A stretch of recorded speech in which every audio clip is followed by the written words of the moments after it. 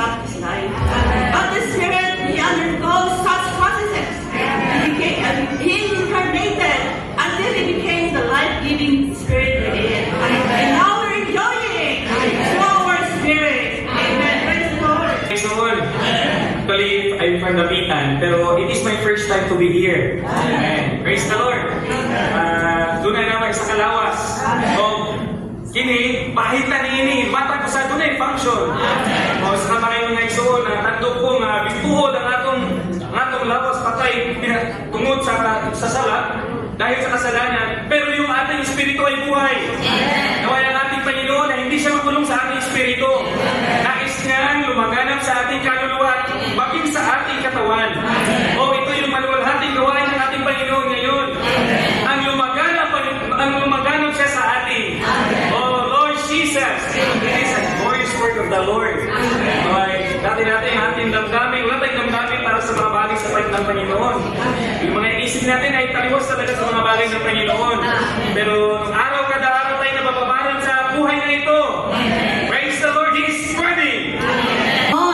At ang ating Kristo ay nanananahan na sa ating espiritu. Ang espiritong ito ay si Kristo mismo na kinakailangan patuloy lamang natin tamasahin ang kanyang salita. Kaya ako'y nagpapasalamat at ako ay nakarating dito sa Mindanao. Dahil first time ko rin na nakarating dito para makiblending sa mga kapatid. Kaya nakakasaya talaga ang makipag-blend sa mga kapatid na nasa Mindanao. Kaya dito ko nakita na lahat ng mga kapatid ay nag-i-enjoy sa Panginoon. Dahil tayo ay nasa isang katawan. Tayo ay nakatanggap ng biyaya. Ang biyaya nito ay si Kristo mismo. Naganahan sa ating espiritu. Kaya salamat sa espiritu ni Kristo. Salamat sa Panginoon. Na si Kristo ngayon ay ang espiritu. Dahil siya ay espiritu, siya ay ating natatamasa. Na-enjoy ko yung inyong mga espiritu, mga kapatid. Napakaligid ang inyong espiritu. Dahil sa espiritu ito, hindi na magbabago. Isa lamang ang source, isa lamang ang pinagmumulan. Salamat sa Panginoon, siya ang espiritu ngayon.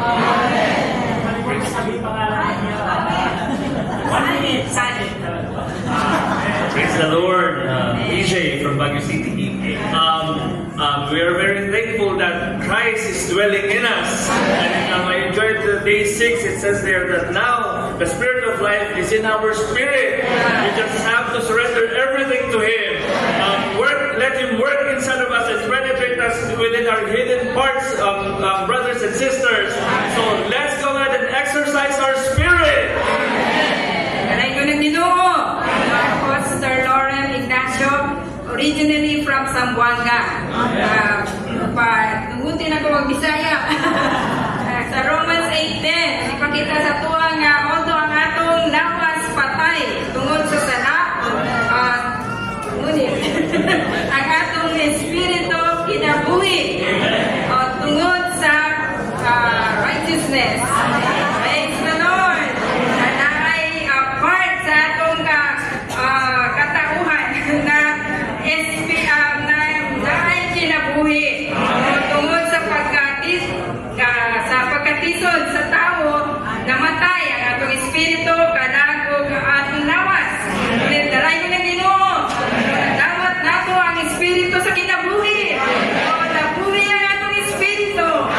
Kaya espiritu gusto niya ang mukalat sa atong Tibuok pagkatao. Antun sa atong lawa. Amen. Salamat sa Panginoon. Karamihan din pa amin, bago lang karamihan ng Mindanao. Kasi ako pala si Linda, Austria. Tagaliti din ako. Bisaya din ako. Kaya ito sabi nga dito, kung ang sinuman ay walang espiritu ni Kristo, siya ay hindi sa kanya. Kaya salamat sa Panginoon na tayo ay may espiritu na tayo buwan isa sa atin. Kung walang espiritu si ni Kristo o si Kristo ay hindi espiritu, magiging walang paraan upang tayo ay makaupo sa Kanya. Kaya salamat sa Panginoon. Oh, praise the Lord for the Spirit.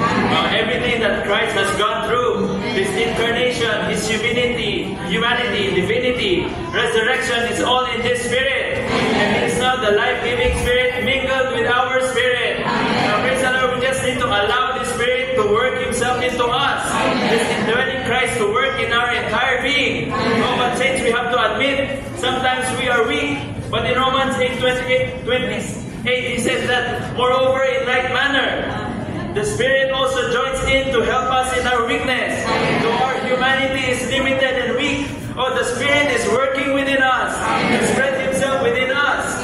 Also in 1 John 2:27, and as for you, the anointing which you have received from Him abides in you. His Spirit is abiding within us. Praise the Lord that in everything that He has gone through, His justification, sanctification, glorification is not just for our growth in life. Life is not just for life, but life is for the body of Christ. The life is for the building up of the body of Christ. In Ephesians chapter 4 verse 16, out from whom all the body, being joined together and being knit together, through every joint of the rich supply, through the operation in the measure of each one part, causes the growth of the body up unto the building up of itself in love. Sa mga sabi Panginoon na Espiritu ng Diyos ay nasa loob natin. Kaya din po natin ibigay sa Kanya ng kalayaan na gumawa ng Kanyang tahanan sa loob natin. Hindi siya makapanilaan sa atin o makagagawa ng Kanyang tahanan sa loob natin ng Espiritu ng Diyos. Lagi nasa atin, nasa patlatwan. Kung ngayon, sa ating karanasan ay naging sa ating Espiritu tayo. Purihin natin ang Panginoon, mga kapatid. Ako po ay si Fred Austria. Salamat sa Panginoon na ang Diyos natin ay Trinity. Siya dumaan sa maraming hakbangin at sa ngayon siya ay Espiritu nagbibigay buhay. Bilang Espiritu, siya ay nagkaroon tayo ng isang buhay. At sabi niya sa Biblia na dapat itong buhay na ito dapat ay ipamuhay natin. Dahil ang purpose niya upang mag-spread sa tatlo nating bahagi. Sa ating kaluluwa, sa ating mind, emotion, and will. Kaya mga kapatid, in-encourage lang tayo ng mensahe na kinakailangan tayo ay huwag nang umalis dito sa buhay na ipinamumuhay natin. Dapat tayo magdiretso na hanggang sa muli niyang pagbabalik. Such a dwelling Christ, already mingled in us. As 2 Corinthians 3:17, for the Lord is the Spirit, and where the Spirit of the Lord is, there is freedom. Amen. Praise the Lord, we have this Christ in us. We have this freedom to enjoy Him as our very everything. Sabi dito na we need to be just open to Him, so that He will saturate us, permeate us with His divine life, so that we may really experience and enjoy Him as the all-inclusive Christ, who is now indwelling in our spirit. We need to cooperate with this Christ. Amen. Praise the Lord. On John chapter 14 verse 18, the Lord told His disciples, I will not leave you as orphans, for I am coming to you. And this Lord, the Holy Spirit is now within us, and He is now living within us. And today, as the Spirit, He is working within us and making home in us. So we should open to the Lord and let Him make home not only in our spirit, but also into our mind, emotion, and will. Amen. Even into our mortal body. It is because the Lord has all what the Lord has attained of things is now transmitted to the church. So how we need always to exercise our spirit. Amen. Sister Regine Ambay. Amen. Amen. Sister Emily from Baguio City. Amen. Amen. Praise the Lord for the indwelling Christ. This indwelling Christ who indwell in us from the church in Baguio and in Benguet is the same indwelling Christ in you. And this indwelling Christ is the wonderful and the person of Christ. And this person of Christ wants to take full possession of our entire whole being. And so how we need to allow this Christ to make home in our hearts. We know that the Spirit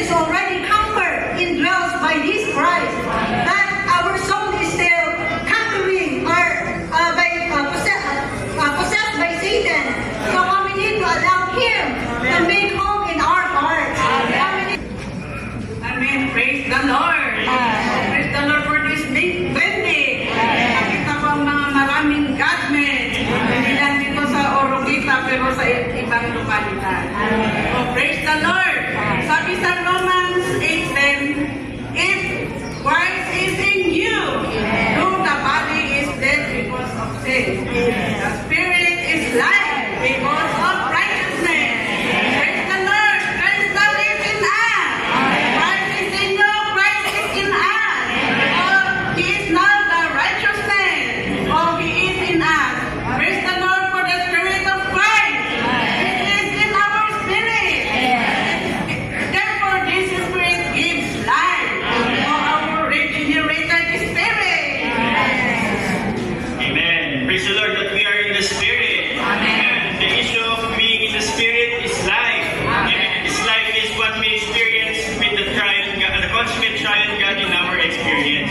Maraming salamat mga igsuon because the life that you have gained and have shown us has revitalized us. It enlivened our spirit, and we have now been emboldened in praise to the Father. Even our dead flesh is now been revitalized. Napapasayaw kami, napapagbalakbak na kami dahil we are, because of this blending, we have been shown how much life we can attain by dwelling in the Spirit. Praise the Lord that this consummate trial God is flowing within us from the north to the south and blending us into one. Amen. Dagang salamat sa inyo mga igsuon. Ross Shop na po from Baguio City. Amen. Praise the Lord. Linda po to. Kapatid ninyo from Tuglay Benguet. Church in Tuglay. Salamat nga sa Panginoon dahil yung Kristong nasa inyo ay nasa sa amin din. And the Christ dwelling is really the Lord who is the Spirit. As is said in 2 Corinthians 3:17, He is the Lord's Spirit. But praise the Lord further, He says that in 2 Timothy 4:22, He said the Lord's Spirit is with you, with your spirit. So siya ay nasa Espiritu na natin. But further, hindi lang siya nasa Espiritu natin, na nananahan lang. He is the law. No, He has the law. The Spirit, the law of the Spirit of life has freed us from the law of sin and of death. Kaya salamat na sa Panginoon. Talagang automatic siya na nagtatrabaho sa atin. He is working out His nature within us. He is not only the life, He is not only the Lord in us, but this life is working automatically within us to work out His nature within us. So not only the Spirit, but it's moving towards our soul. So how we praise the Lord? And further, in Romans 8:11, it says that He's working out Himself also to give life to our mortal bodies. So kompleto nga itong triune God na nananahan sa atin, na nagtatrabaho sa atin automatically. So praise the Lord. What a wonderful God we have indwelling us. And then Ako pala yung kapatid. Pag hindi nyo makuha yung 1 minute, you'll be taking the other time. Magiging 30 seconds na lang sila. Oo, kasi marami. Tayo, ha? Para lahat may... Mga kapatid, I really enjoy this church. Ito first time ko. And thank the Lord na tunay na makikita natin. Makikita ko ang iyong face na tumagawa yan. Spirit of mga smiling face. So I enjoy this for the law of the Spirit of life. Sa Romans 8 has freed me from the law of sin and of death. Thank the Lord for such a process. This process, which is the Spirit today, is the consummation spirit that mingled in our spirit. Now today, praise the Lord, it is moving within us for the purpose of transforming us, transforming our soul, mind, emotion, and will, until it's fully saturated. That time will come, this Christ in us will be glorified, and that is the last stage of our salvation. Amen. Thank the Lord. Thank you, Lord, that the Lord has done a complete process just to become the indwelling Spirit. We just need to allow Himself to impart His life into us and be open to penetrate into our mind, soul, and spirit and enjoy more of the Lord. Brother Jan from Baguio. The process triune God who has passed through the process of incarnation, human living, crucifixion, and resurrection, has now become the life-giving Spirit who indwells us. And as the Spirit in us, He is life and wants to fill every part of our being, in our soul, in our body,